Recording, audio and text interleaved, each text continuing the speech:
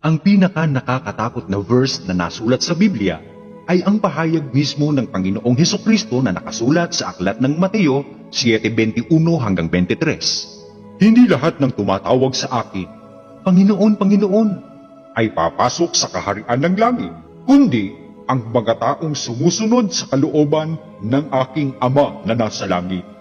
Sa araw ng paghuhukom, maraming magsasabi sa akin, Panginoon, hindi po ba't sa iyong pangalan ay nangaral kami? Nagpalayas ng mga demonyo at gumawa ng mga himala?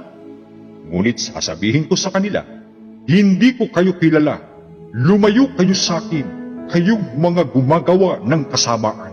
Ang pahayag na ito ng Panginoong Hesukristo ay nagpapatunay na hindi lahat ng kumikilala o tumatawag sa Kanya ay makakapasok sa kaharian ng langit.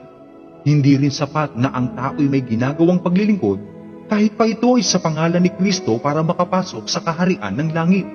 Ang sabi ng Panginoong Hesukristo, sa araw ng paghuhukom, marami ang magsasabi sa akin, Panginoon, hindi po ba't sa iyong pangalan ay nangaral kami, nagpalayas ng mga demonyo at gumawa ng mga himala? Ano ang dapat nating maunawaan? Hindi ba't ganyan din ang ginagawa ng maraming tao ngayon?